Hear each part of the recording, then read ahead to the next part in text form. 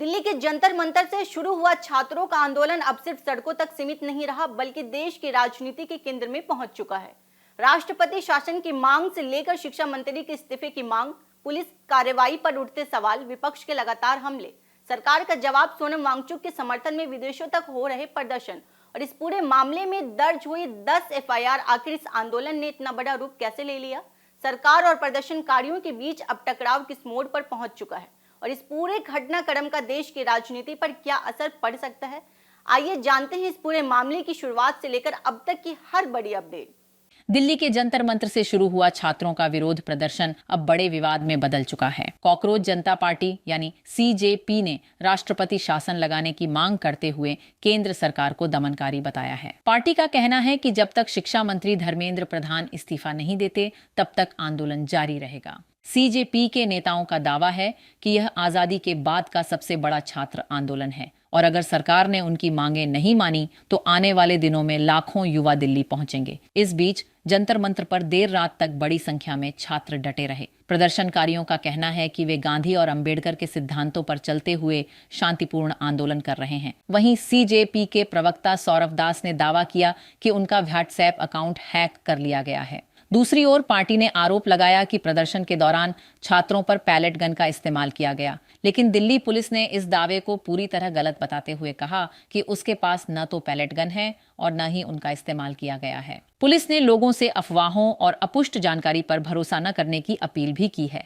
Delhi police के मुताबिक प्रदर्शन के दौरान कानून व्यवस्था से जुड़े अलग अलग मामलों में अब तक संसद मार्ग, सीपी, मंदिर मार्ग, बाराखंभा रोड और कर्तव्य पथ थानों में कुल 10 एफआईआर दर्ज की जा चुकी है। पुलिस का कहना है कि सभी मामलों की जांच जारी है और वायरल वीडियो के आधार पर भी कार्रवाई की जा रही है। वहीं राजनीतिक मोर्चे पर भी बयानबाजी तेज हो गई है। टीएमसी सांसद महुआ मोइत्रा ने सरकार पर निशाना साधते हुए कहा कि जो लोग सत्ता से नहीं डरते उनसे निपटना सरकार के लिए आउट ऑफ सिलेबस हो गया है। शिवसेना, यूबीटी प्रमुख उद्धव ठाकरे ने कहा कि लोकतंत्र में सरकार की जिम्मेदारी प्रदर्शनकारियों से बातचीत करने की होती है।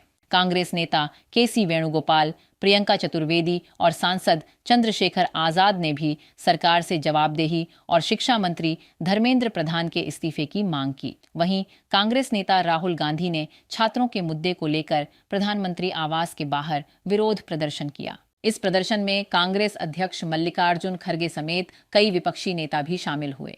प्रदर्शन के दौरान पुलिस ने राहुल गांधी सहित कई नेताओं को हिरासत में ले लिया। हालांकि देर रात सभी को रिहा कर दिया गया। इस विरोध प्रदर्शन को समाजवादी पार्टी प्रमुख अखिलेश यादव का भी समर्थन मिला। इस पूरे विवाद के बीच अभिनेत्री प्रीति जिंटा ने छात्रों के शांतिपूर्ण आंदोलन का समर्थन किया, लेकिन साथ ही कहा कि किसी भी देश विरोधी तत्व को आंदोलन हाईजैक नहीं करने देना चाहिए। उन्होंने सोशल मीडिया पर बढ़ती नफरत और विभाजन पर भी चिंता जताई। वहीं सामाजिक कार्यकर्ता सोनम वांगचुक के समर्थन में न्यूयॉर्क और सैन होजे में भारतीय समुदाय ने प्रदर्शन किया और शिक्षा मंत्री के इस्तीफे की मांग उठाई। इसी बीच केंद्रीय मंत्री जेपी नड्डा और जितेंद्र सिंह ने गुरुग्राम के मेदांता अस्पताल में भर्ती सोनम वांगचुक से मुलाकात कर उनका हालचाल जाना। अब सभी की नजर इस बात पर टिकी है कि सरकार और प्रदर्शनकारियों के बीच बातचीत का रास्ता निकलता है या यह आंदोलन आने वाले दिनों में और बड़ा राजनीतिक रूप लेता है।